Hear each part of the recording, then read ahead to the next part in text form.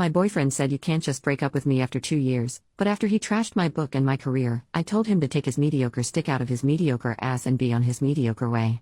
So I need the opinion of people not attached to me or him, but my boyfriend got mad at me Sunday and he's been ignoring me since, so I feel like maybe I'm in the wrong here. So me, 35F, and my boyfriend, 35M, have known each other for 10 years and dated for 2. He knows how much I like writing books. I self-published a kid's book last month and he's been really quiet about it. This past weekend at my family cookout my father mentioned the book and how proud he is of me, but my boyfriend walked inside saying he was grabbing our drinks. At the end of the day my parents offered me some money to go to a book convention, and my boyfriend just very loudly scoffed at that. On the way home I asked what his deal was and he said that his job, he's a back-end software engineer, will provide for us and he will let me have my fun as a creative for now, but I eventually have to grow up. I laughed because I just kind of assumed he was joking. He of course was upset. I laughed and told me my meaningless book was objectively illustrated poetry. I shut down and he then was upset that I was acting mad, so I changed the subject. He continued to make my book a topic by jokingly saying my glorified illustrated poetry shows my middle child syndrome, or that I must crave mediocre attention from people. I shrugged and replied, hey, if you think you're mediocre, okay. And moved on. He texted me the next morning saying I tore him down and was being a bully and he was kidding with me, and he hasn't at all responded to me since. I am away on a planned work trip and now I am overthinking it. Maybe, was I the jerk for making that joke? Update, 3 days later. I'm going to refer to my boyfriend as Chris from now on. Hey y'all, I had to post this because what a time to be alive, but I broke up with Chris a few hours ago, boy howdy. He had ignored me for a full day and I hadn't reached out to him because I was honestly fed up with his attitude. We've been together for 2 years and I never have seen him act this way. I flip-flopped between maybe he was having a bad day or something was going on and he transferred his negative energy onto my book, but no, he's just a soggy moldy baby carrot that didn't think I had dreams of my own or I would throw it away for him. Our mutual friends have told me that he had basically told them that I rubbed my success in his face and made him feel like a simp just following his girlfriend around, being ignored when he has a successful business and has the higher paying job. He texted the day after his silent treatment that me not reaching out to him was a sign that I don't love him, and went on to say that I love my book more than I love him because I neglected him while working on it, and then that I didn't praise him at the party as my biggest supporter. The rest of his paragraphs, very long texts, went on to talk about that he had this whole plan that he would marry me and we would be engaged this year. But then you started not listening to me to drop things and focus on us, our lives and the future by taking up hobbies, and that my therapist poisoned me against him. I was diagnosed with depression this year and therapy has helped a lot. It hurt because I felt immediately like all I do is just rubbish to him. How the heck can you say that? I loved him so much because he was someone I thought I would be with forever. Guess not. I got angry and was texting him to ask, what makes you think I don't love you? I'd do anything for you. And just as I hit send, his new message popped up and it said, you wrote your book and you got your party. I assume now that I can finally have my girlfriend back, we can have a talk. I don't think you understand how I want our marriage to be, so I want to make things clear. But then he responded to my message, are you kidding me? If you're not going to prioritize me over a book no one but you cares about, why am I even staying with you? I can go find a woman who supports her man and wants his career and dreams to be successful. So I said alright, go find her. We clearly don't work. Best of luck. Him, wait, are you breaking up with me? Me, what do you want me to do? You've made it clear I am not what you want anymore. Him, you can't just break up with me. Me, Chris, please. Him, you can't just make that decision for me. You can't break us up like this. It's been 2 years. Me, 2 years in which one thing I wanted to do, one thing I was proud to have done, and you needed to shit on it. You've been so sour about it and I don't get it. So get your better woman. Him, but you can't just break up with me. We have to talk. He calls. I decline. Him, pick up. You are being ridiculous. He shows up at my door and the second I opened it trying to push in, but I hadn't left the chain lock on. He was screaming at me. He said I can't break up with him. It's been 2 years. How do I think it will go for me to try dating again after passing the expiration date for children? That's when I asked him to leave or I would call the police. And he said he will never forgive me for this book as it's ruined me as a person, and for some reasons I said, Chris, take your mediocre stick out of your mediocre ass and be on your mediocre way. And then I called my parents to tell them what happened. My mom is over now plying me with a mixed drink and she's been making fun of the repeated, you can't break up with me, line as he said many times in text and bunch in person. She said she was proud because I am usually quite passive and she didn't like him bulldozing over me, and when I asked her what she meant she brought up a lot of things I never really thought about. Chris would shoot me down a lot and I honestly thought I was compromising for our relationship, but it seems to some that I was just letting him speak for me a lot. 2 years. It feels like a blip and a lifetime at the same time. It's hitting me that it's over and my mom is staying over with me. But I have many what the hells to deal with, just not tonight. Small update, the next day, holy hell this blew up. I am usually a Reddit lurker on anonymous mode, so I was overwhelmed in the best way to see all this live and support. It made me cry. Good years, I promise. I cried most of my bitter ones a bit last night on my mom's shoulder. She was right, I don't miss him but the version of him I thought he was. And so I choose to look forward. Mom and I stayed up and read comments together. She's not a Reddit gal but loved all your messages and says she's happy to be the Reddit mom lol. Mom made breakfast this morning and we were eating when there was knock at the door. My mom held a hand up to halt me and got up herself to go to the door and ask who it was. Then I heard her say you have 15 seconds to leave or you're going to be made to leave. I got up to see mom shouting through the still locked door peeking through my peephole. There was someone on the other side talking back to her but she just kept steadily counting down. By the time she got to 6, she had put her shoes on and was holding my broom. I'm not stupid, I knew it was him even then but then my phone went off, and I didn't reply. It was him again. He left flowers and an apology card, along with a stuffed owl bear. Mom asked me if I wanted to read the card and I said I did. It basically was a long-winded apology admitting he was being a jerk but work has him stressed and he underappreciated me in general and it all came out in a nasty way. He's so sorry. He should have given me space and respected me more and will never do it again. He didn't sleep last night feeling so much regret over what he did and will do better. To please call. That he misses me and let's not throw away 2 good years of foundation away over a stupid fight. I handed it to my mother who read it, snorting and chuckling yeah I bet to herself and then stood up and went to the kitchen returning with a trash bag and my cell phone. What's the play, coach? She asked and just to freak her out I took the phone and pretend to call the pizza shop. Yes Domino's, we need a pizza, yes, I'm breaking up with my ex and we need to toss his shit out. All that to say it's now evening? The sun is lower and my neighbors are watching my house as I am in my parents' pool in their backyard drinking margaritas with my sister and brother. Mom tells the story to all of them over and over. I had texted him. Chris, we are done. All of the things you left at my place are in garbage bags on the porch. The neighbors have their camera pointed at the house so please just take your stuff and go. Don't knock. I am not in. If it's all there on Monday, it goes with the rest of the garbage to the curb. He replied asking if not home, where was I? But I won't be giving energy to this. I will spend the weekend with my family and I feel so lucky to have them.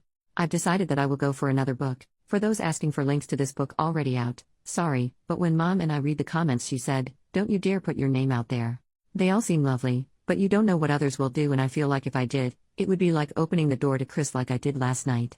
You were right, that was dangerous. But if you are looking to do something nice, I would be absolutely overjoyed if you did one or both of 2 things. 1, love yourself and truly know you deserve love and nothing less and 2, buy books from a locally owned bookstore or buy art from the artist or commission an art piece etc. The art world is wonderful but also a struggle and many aren't as lucky as I am to have a strong support system. So support yourself and your local artist. Thank you all. Another edit. Sorry there were a lot of same questions in the comments. 1. Yes, we were an interracial couple. I am Black, Indigenous, and Middle Eastern. And he is Irish and French descent. 2. No, I do not want children. The moment I am eligible I will be getting that baby store shut down medically. I would adopt possibly someday but I would not and should not be pregnant. 3. Chris and I were friends before we started dating so I thought I knew him and his family well. 4. Mom has always been cordial with him even if she didn't care for him. She did the whole mama thing of hugging him, feeding him etc. 5.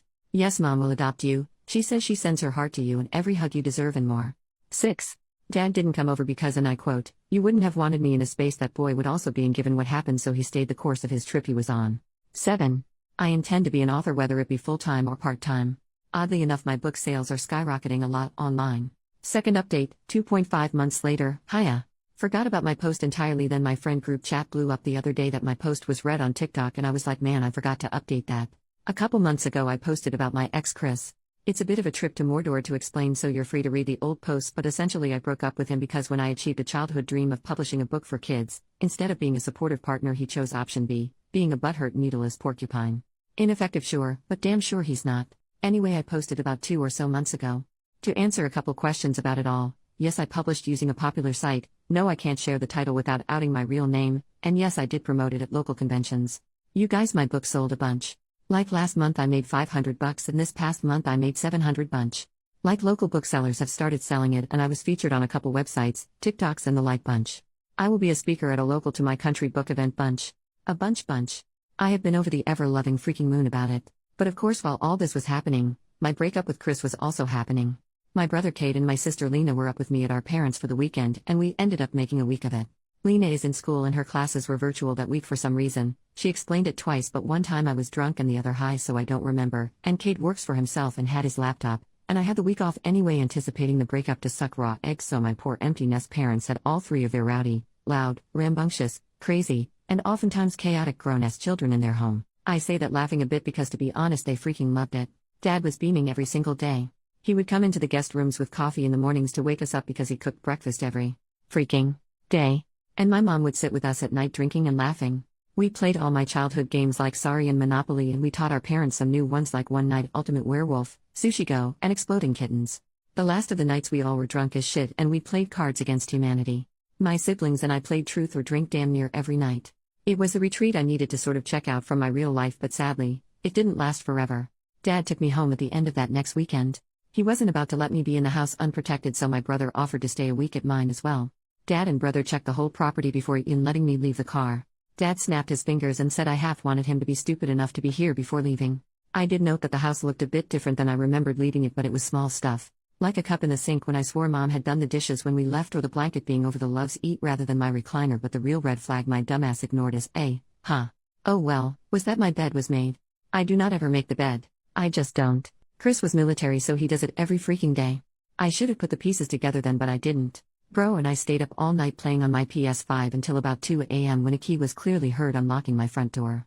In walks Chris. Hammered. And I mean hammered. Like so drunk it's a freaking miracle he didn't crash when he drove. Yes, drove over here. He saw me and just slurred something about finally I came home and he had been waiting. He didn't make a lot of sense, to be honest, and Cade was quick about starting to handle things. He told me to call Dad, which I did, then started to talk to Chris. Hey dude, you need to leave sort of stuff, and Chris was belligerent. Dad's phone went to voicemail, so I texted the family group chat that Chris was here, drunk, and then I started to video. Chris, when he gets this drunk, gets to be a lot and then will simply not remember a damn thing and deny ever doing anything, so this was a go-to for me. Cade is telling him to leave. Chris full-handed pushes Cade in the chest, telling him this is between me and him, and Cade is the one who needs to leave. Cade then says OP wants you out. So get out. To which my ex laughs and says screw what she wants. I don't care. Screw her. She's a BTCH. I then tell him I am calling the police and begin to do so, and this man swings on my brother. Cade was in the Marines. You wouldn't know by looking at him. He's about as lanky as they come. His military nickname is even Beansprout, but he is a solid fighter. He did boxing and kickboxing. So he moved out the way quickly. The problem with swinging on a guy like Cade when you're a drunk guy like Chris is, there's little chance you can hurt said guy. Chris swing, missed, and stumbled, falling into my coffee table head first. I ran to help him because it looked like a bad fall, and I may not love him anymore, but I don't hate anyone enough not to simply care if they are hurt or hurting. He was fine enough to grab my hair and yank me down. The rest is sort of a blurry recollection of what I was told happened mashup. So I go down. He yanked my hair hard enough for the fall to hurt a lot. Whether he did that maliciously or oh crap I am falling grab something is debatable, but I registered that I was now physically in danger. Being the first daughter born to a Marine and retired soldier of the Army and having an older brother in the Marines, bet your ass I learned self-defense. I'm not athletic by any means and honestly look laughable in a fight, but BTCH can swing. So I punched. I miss his stomach and hit the tender bits. He's screaming and calling me every word he can, and the N-word flies out his mouth even at one point, but he is down and too drunk to recover and get up. My mom arrives before the police. Look, my mom is the best and the sweetest, but in that moment she had murder on the mind, and it really showed. She came in and saw what happened. He kissed my brother on the forehead and said good job, but Kate said it was my blow that took him down, and then mom hugged me and kissed my forehead. She asked us both if we are okay, and we were. She then asked if Chris was okay, and we explained. She checked him to make sure he was breathing and didn't need immediate help, but he was out like a light. The cops came and took him into custody, but then turned around and asked me if I was abusive towards him. Do you often punch him, hit him, or hurt him? And did you start the altercation? And things like that. You guys, I am not here trying to offend anyone who actually goes through DV, but it was a relentless torrent of questions as if I was the aggressor. I was questioned separate from mom and Cade, and I myself am not a very forceful person. I have to admit, I was flustered. I said something like I punched him because he pulled my hair, and they turned it on me like, so you assaulted him for touching you. It was like that. It's all over, and they take him only to release him that next evening. How do I know? Because he called me from jail to ask I pick him up. His parents are out of town, so he begged and begged. I was dumbfounded because hey, there's a legal issue here now because you attacked me. He said he doesn't even remember. There are 0 charges against him. That's right, 0. Dad was furious. Mom took us back up to theirs to be safe, and he called the police about this. He was arrested for a drunken disorderly or something, but that's been dropped. Dad asked, and assaulting a petite young woman? And they said they have no record or me saying I was pressing charges. So my dad handed me the phone and we pressed charges. Assault. Trespassing. Assault on brother. And they said I had to come in. So we did. The whole process was soul-sucking, and the intake officer kept making it seem like we were just the most Karen of Karens to ever Karen. The way I had to explain myself over and over was dehumanizing. I hated every second. Dad took us to dinner after with mom and sister, and they all asked if I was okay, and I expressed how I felt. Dad was quiet and then said, unfortunately it's like that, and as a young woman of color, I will face it a lot. Chris's family isn't rich. They are well off though, and they also have many members in law enforcement. But Dad told me not to worry. He already hired someone to handle this BS. He gave me the option of either moving in with them temporarily or him, mom, and bro taking turns staying with me at my house. I chose the easier path and packed the essentials and have been up at my parents'. I am writing this on my phone with the family dog, Spock, at my feet. I love my family, but staying with them is smothering. Sister had to go to get ready for the new semester, but brother has been up there with us, plus mom and dad and my other mom, my brother's bio mother, we are all very close, has been staying over as well. They are all hovering and doting and protective, and by all things holy, I feel almost infantilized. Don't get me wrong, I know how lucky I am. I have so many people who love me, who want to take care of and protect me, but Jesus, someone unalive me, lol. They arrested Chris again, but the court date was moved, so it's now next week. I guess I will update then. Final update, 1.5 months later, sorry for not updating sooner. I'm still trying to settle back in with my parents. Chris is out on bail, his parents hired some big bad lawyer. Court took forever. I will skip over most of the BS, but it was a lot of sworn statements, reports, going through old texts, the works. My attorney finally was able to piece together proof of Chris slowly growing emotionally, then physically abusive. While I tried to record him getting physical with us, my camera skills aren't great, so I hadn't gotten much on camera, especially after he grabbed me. But his texts, the audio from the attack, the fact that he refused to leave and physically hurt me made the case domestic violence. By the rules, the court has in place a protective order, so he isn't legally permitted near me anymore or to contact me in any way. That said, if they charge him in the end, he could serve time, but not much, or, what my attorney says he is trying to do, he can push for court-mandated counseling and a fine. I've been going to counseling too at the insistence of my granddad, who is paying for it. There is talk about me possibly suffering from anxiety. Nothing has been diagnosed, but just the thought that he caused my brain salad to be tossed just makes me mad. Dad is helping me get the house prepped to rent out for now, and I can focus on being around the family. Mom is excited to have me around for the holidays, as I do enjoy cooking and helping with hosting. So I guess that's it. I don't think I will make a whole post when Chris gets whatever outcome the court decides. I may just add it here.